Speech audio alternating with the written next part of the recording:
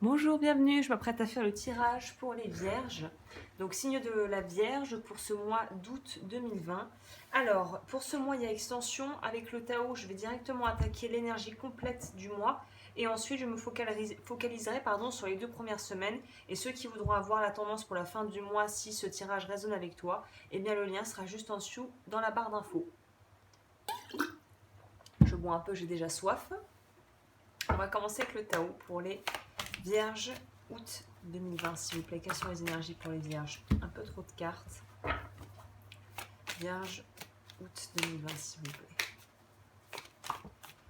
Alors, on nous parle de bien, on nous parle de pouvoir, là je vois estime de soi, réussir à petit à petit, jour après jour, fortifier, ou si c'est pas déjà le cas, voilà, pour les personnes qui ont déjà commencé un travail à ce niveau, fortifier l'estime de soi. Pour d'autres, on va nous parler de justement, là on sent vraiment, pour moi il n'y a pas le côté que je peux sentir dans certains tirages qui pourraient nous faire être attrait à la manipulation. Peut-être qu'il y en a par le passé, peut-être que tu es en train de te sortir de situations où tu as l'impression d'être utilisé, mais pour moi il y a vraiment, c'est toi avec toi-même, il y a une évolution au niveau de ton estime de toi et de ta façon aussi maintenant peut-être de pouvoir t'affirmer, de savoir dire non à certaines personnes, et surtout le plus important c'est de t'aimer et de vraiment être dans cette énergie, cet élan vers soi-même. Et je pense que c'est assez touchant de voir que je pense qu'août va être pour certains et certaines un moment assez charnière où on va pouvoir être avec soi-même, où on va pouvoir vraiment trouver son espace, trouver son autonomie, son autonomie émotionnelle. Enfin, il y a vraiment quelque chose de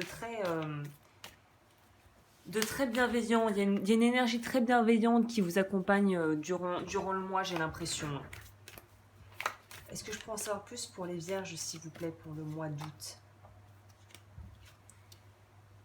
Le chaudron. Alors pour moi, on n'est pas encore prêt peut-être à vraiment à faire des changements radicaux ou à faire un virement à 180 degrés, mais on est en train de travailler jour après jour pour une amélioration qui, quand le moment sera venu, pour moi, c'est pas le moment en août de lancer des projets pharaoniques. Je vous le dis, c'est pas du tout l'énergie que j'ai, que ce soit par rapport à des attentes au niveau de votre travail ou de votre vie personnelle, de couple ou de famille. Là, on va vous demander de prendre le temps de bien déjà travailler sur vous, de faire le travail sur soi. Je vois pas d'autre moyen de le mettre là, de vraiment pouvoir avoir des fondations assez solides de votre estime de vous pour pouvoir avancer. Voilà, on insiste bien sur cette idée. On vous dit il y a encore des choses qui sont en attente, qui vont se réaliser. Ne perdez pas espoir si ce sont des choses de longue haleine, mais c'est vraiment quelque chose qui va se faire graduellement.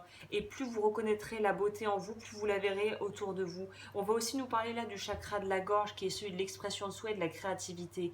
Donc il y a vraiment une idée d'avoir un ego sain, d'être dans une phase où on va pouvoir mettre en place des projets créatifs qui vont pouvoir payer, et on est sur cette idée de vraiment épurer, c'est-à-dire épuration pour moi de tout ce qui n'est pas vital ou de tout ce qui n'a plus vraiment sa place dans votre vie. Je pense qu'en août, vous allez vraiment avoir le désir de vous éloigner de ce qui ne vous sert plus, de ce qui ne vous aide plus. Il y a une idée de tri dans votre vie quasiment presque.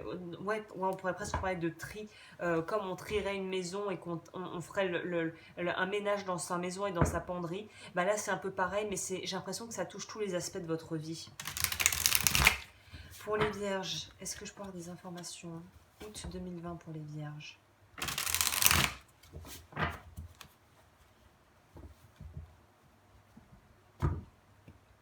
Oups. Pour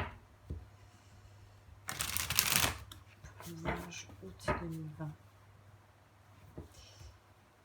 Donc voilà, je pense qu'il y a des choses où il va falloir vraiment prendre son temps. Encore ça, c'est pas trop un problème pour vous parce que vous êtes en général assez analytique et réfléchi. Mais là, on va vous demander de pas trop vous en mettre sur les épaules, de ne pas vous mettre une pression incroyable et d'avancer vraiment à votre rythme. Ça va être quelque chose d'important, ça. Le rythme est quelque chose qui peut être votre meilleur allié comme votre pire ennemi ce mois-ci, j'ai l'impression. Pour le professionnel, ces deux-là voulaient venir ensemble. Et pour le sentimental, non, ça vient par paire. C'est pas souvent, mais de temps en temps, elles viennent comme ça. Je suis attirée par les doublons. Je vous parle de paire, on nous parle du 2 de denier, très très intéressant. Et on nous parle de l'as de coupe. Donc on sent vraiment un élan. On sent avec en plus le 9 de coupe on a le choix. Pour moi, on n'est pas dans l'embarras. C'est pas non plus l'embarras du choix, mais on n'est pas mal à l'aise. Pour moi, on est dans une espèce de satisfaction par rapport à ce qu'on a déjà. Et il y a vraiment une notion dans votre tirage de gratitude. Donc ça, c'est vraiment très beau, c'est très positif. Pour moi, c'est vraiment synonyme de prendre conscience de ce qu'on a, du chemin parcouru et de commencer petit à petit à accepter ce que l'on est devenu, en fait. Pour votre vie pro, à 5 de denier, 6 de coupe. Pour moi, vous allez guérir des choses au niveau professionnel, peut-être par rapport à une peur du manque, à une peur du rejet. Je vous conseille d'aller voir les 5 blessures de l'âme de Lise Bourbeau. Je vais quand même demander une clarification tout de suite sur le cavalier d'épée qui va nous parler de communication peut-être rapide, de notion en fait de vouloir se lancer dans autre chose. Pour moi, on veut pouvoir quitter rapidement une situation où on avait l'impression d'être dans le manque, où on avait l'impression d'être dans une forme d'instabilité. Avec le 5 de denier dans ce tarot, on va vraiment nous parler de cette difficulté à gérer peut-être c'est comme si on voit sur cette carte que les personnages en fait brûlent leurs ressources, ils brûlent les deniers pour avoir chaud. Et là, on voit avec le cavalier ici qu'on vous demande peut-être, plutôt que de brûler des ressources et de vous tirer une balle dans le pied, notamment si créativement parlant vous avez des idées, mais qu'elles ne peuvent pas être réalisées ou concrétisées dans l'environnement dans lequel vous êtes, peut-être qu'effectivement, viser de pouvoir lancer ce projet ailleurs, peut-être en faisant appel à des amis d'enfance ou à des gens de longue date que tu avais peut-être perdu de vue, mais avec qui au final il y aura peut-être un besoin et une envie de renouer pour lancer des projets d'enfance. J'ai l'impression qu'on veut un peu pouvoir vivre ses rêves d'enfant. Intéressant, il y a le diable qui sort spontanément. Donc là, ça va vraiment nous parler de sortir en fait de cette peur du manque. Pour moi, là, le diable va nous signifier, parce que ça va très bien avec la carte du 5 de denier, où on voit qu'on brûle, mais on brûle son potentiel en fait. On brûle des denrées qui pourraient nous permettre de non seulement faire fructifier nos affaires, mais nous faire avancer. Donc là, on vous conseille vraiment avec ces cartes-là, notamment si le diable sort sous cette forme, de pas gaspiller les ressources en voulant se précipiter ou en voulant à tout prix rester dans quelque chose et garder un statu quo qui ne fonctionne pas. Je vais quand même demander une clarification sur le 6 de coupe aussi. Pour moi, il y a une idée de vouloir concrétiser des rêves d'enfant. Je ne sais pas pourquoi je bloque un peu sur cette idée. Ouais. On a envie de manifester, on a envie. Mais là, attention. Ouais, oh là là. Alors là, pour moi, c'est ce que vous quittez. Et c'est l'énergie du diable. Donc c'est vraiment ce truc de malhonnêteté, d'être au bout du rouleau, de s'être fait peut-être presser comme un citron par des collègues pas très recommandables, ou de s'être mis une pression incroyable, ou d'avoir été trop dans le contrôle. Là, le magicien pourrait nous parler aussi de manipulation. Il y a peut-être certains et certaines d'entre vous qui se sont retrouvés dans des situations au travail qui étaient vraiment pas simples, où on s'est senti épié, fliqué, au bout du bout, et au final, on se sent absolument pas libre de faire ce que l'on a envie de faire. L'émotion est bloquée, l'énergie et la jauge est à zéro. Là, il faut appuyer sur la pédale de frein. Là, il faut que vous vous posiez, il faut que vous vous reposiez, et il faut que vous réévaluez la situation pour savoir ce que vous voulez vraiment au niveau professionnel. Pour vous, août, si vous prenez des vacances ou en tout cas vous faites un break, je vous conseille très très fortement de revoir complètement quelles sont vos priorités et qu'est-ce qui est le plus important pour vous dans votre vie, quitte à faire une liste écrite des choses qui vous importent le plus par ordre de préférence et d'importance, parce que là on voit que il y a une déperdition d'énergie et de ressources qui sont quasiment gâchées par une vision des choses qui n'est pas en fait claire, qui n'est pas réaliste. Au niveau de votre vie sentimentale, ah bah là aussi, dis donc, Là aussi, on sent là on sent qu'on lutte, hein. Là clairement on sent qu'on lutte, on sent qu'on a des difficultés, autant sur le plan pro, peut-être on commence à pouvoir envisager d'autres choses, mais on est un petit peu au bout du rouleau. Et là, avec la roue de fortune, heureusement on nous dit le vent tourne. Et pour moi, certaines personnes sont peut-être en train de sortir ou viennent de sortir de relations où vous êtes passé à la machine, au tambour de la machine à laver là, hein. Pour moi, avec le 9 de bâton, on est quand même dans une énergie où là, on est au bout du bout. Pour moi, vous êtes au bout du rouleau. Certains et certaines, si vous vous retrouvez là-dedans, on vous demande de vous reposer et de prendre du temps pour vous. C'est très très important, hein. C'est étonnant parce que du coup, j'ai l'impression que ces énergies de dos de deck vont nous parler justement de bah là, bizarrement, j'ai envie de vous dire de choisir votre camp. C'est-à-dire qu'il faut que vous choisissiez qu'est-ce qui vous rend heureux, heureuse, qu'est-ce qui vous épanouit et pourquoi vous vous battez, entre guillemets, pourquoi vous vous donnez tant de mal. Là, on nous parle vraiment de relations, peut-être avec soi-même, bien évidemment, mais aussi avec d'autres gens qui pourraient profiter de vous. Avec le diable, on pourrait nous parler de ça. Et là, on voit bien avec le 9 de bâton qu'on est au bout du bout, là. On est au bout du bout. On va quand même demander une clarification sur le 9 de bâton, s'il vous plaît, clarification. Parce que là, le roi de bâton, j'ai pas l'impression que vous soyez dans une posture de roi de bâton.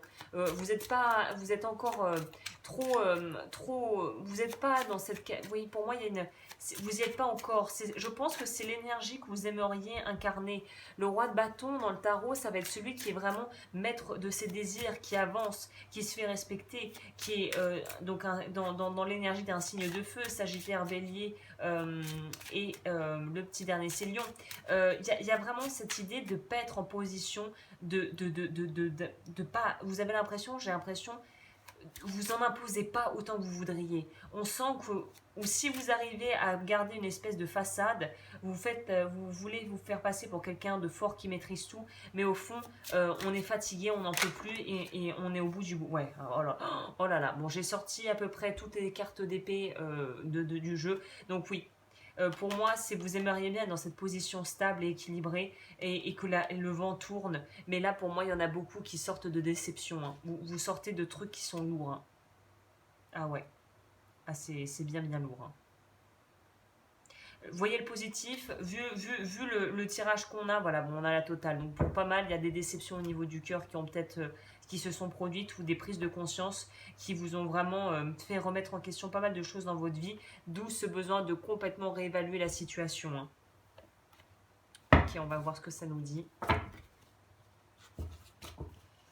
Alors, complément pour les vierges, s'il vous plaît, pour août 2020.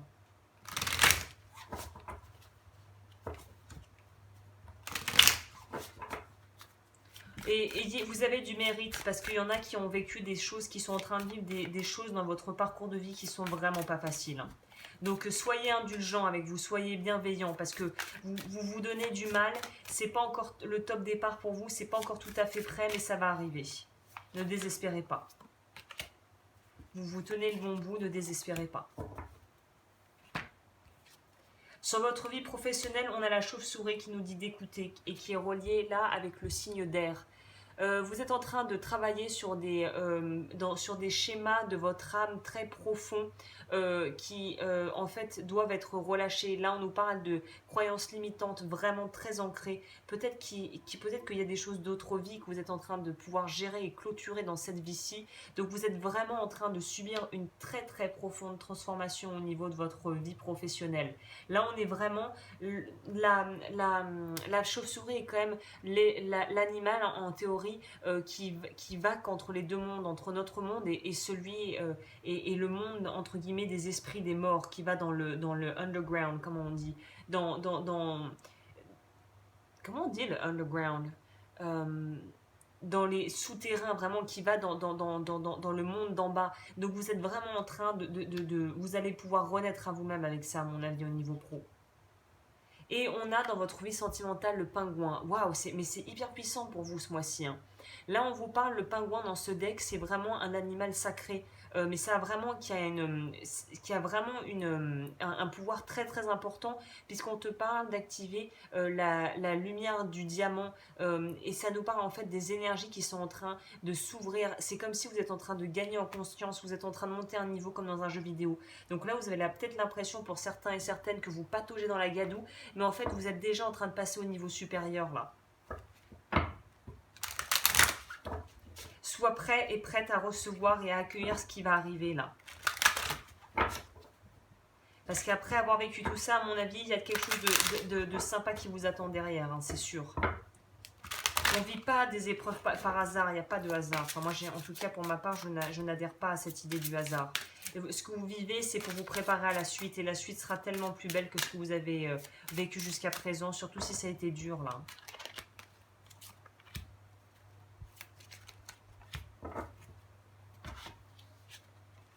Cessez de vous entêter au travail. Si vous êtes crispé ou que vous adoptez une position rigide à propos de quelque chose, reconnaissez-le et essayez d'être plus souple. Cela vous aidera à communiquer plus en douceur avec les autres, avec vous-même. Surtout si on veut changer de voie ou qu'on veut changer peut-être d'environnement. Avec le cavalier d'épée, on vous demande justement un petit peu plus de diplomatie, un petit peu plus de souplesse comme nous dit cette carte. Pas vraiment être là brûle pour point à vouloir massacrer tout le monde, surtout pas. Essayez d'être souple, quitte à être un petit peu... parce que là, avec le magicien, on pourrait nous parler d'être manipulateur, mais pas de façon nocive, mais de pouvoir faire ce qu'il faut pour protéger ses intérêts, de se la jouer malin, de vraiment se la jouer malin, là, s'il y a des choses à faire et qu'on ne vous soutient pas ou qu'on essaie de vous mettre des bâtons dans les roues, essayez de penser futé, là, pensez malin. Faites confiance à l'esprit. Une fois que vous avez fait tout ce que vous pouvez pour atteindre votre but, remettez la situation entre les mains du divin, laissez agir la magie du travail de l'esprit. Alors là, l'esprit, évidemment, c'est pas le petit mental, c'est plutôt l'univers ou l'esprit supérieur, si tu veux, ton esprit supérieur, qui va te guider dans la bonne direction. Donc n'essaye pas va avec le courant. Pour votre vie sentimentale, surtout si vous cherchez l'amour, allez avec le courant, laissez-vous porter. N'essayez surtout pas de contrôler. Ok, on va voir comment on fait notre petite extension. Je recouvre et pour ceux qui voudront me suivre, c'est en barre d'infos. Pour ceux qui souhaitent se faire accompagner, mes coordonnées sont également en barre d'infos, dans la description. Alors, bon, bah là, je suis curieuse parce qu'avec vu comment commence le mois, les 2 premières semaines, à mon avis, on va avoir droit à un joli happy end pour la fin du mois pour vous. Hein. Alors... Pour les vierges, s'il vous plaît, pour la fin du mois d'août 2020, qu'est-ce qu'on leur réserve là? Qu'est-ce qui va leur être proposé? D'habitude, vous êtes ce mois-ci, je crois que c'est le premier tirage là où il y a autant de cartes qui sont sorties. Hein, où j'ai dû faire des clarifications et il y a autant de cartes qui sont sorties. Et pour votre vie sentimentale, bonheur, bonheur. Ouais, je pense qu'il y a vraiment des bonnes choses qui arrivent. On va remettre ça dans le paquet parce qu'après je vais aller plus loin. Je recouvrirai évidemment si j'ai besoin. Voilà, très bien, très bien. Les amoureux, la force, sachant qu'on voit comme dans votre tirage qu'il y a énormément de majeurs et on a le valet de coupe, c'est celui qui m'intéresse, c'est très très bien ça. Dans votre vie sentimentale, on va avoir le 6 de denier. Oui, le valet de denier et le chariot. Donc, c'est comme je vous le disais, je le pressentais. Le pire va être derrière vous. Passez la première quinzaine. Serrez les dents, serrez les fesses, avancez, faites au mieux. Et ensuite, je pense que si vous faites ce qu'il faut déjà au niveau de votre vision et de la façon dont vous allez gérer les événements, parce que c'est vraiment qu'une question de qu'est-ce que je fais de l'information et des événements que je vis. Qu'est-ce que j'en fais, qu'est-ce que j'en tire, qu'est-ce que j'essaie de changer. Si vous arrivez à vraiment remettre le cap où vous le souhaitez, la fin du mois va vraiment être beaucoup plus fluide et même le début de mois va pouvoir être accepté avec beaucoup plus de laisser aller, de lâcher prise si vous ne vous accrochez pas tant à vouloir contrôler les autres, à aussi être capable de poser des limites assez fermes par rapport à des gens qui voudraient un peu abuser de votre temps ou de votre confiance et de laisser les choses se terminer s'il faut qu'elles se terminent sur votre plan sentimental. Je vous laisse là et pour ceux qui veulent aller plus loin, eh bien vous avez qu'à me rejoindre en cliquant juste en dessous. Je vous souhaite un très très joli mois d'août.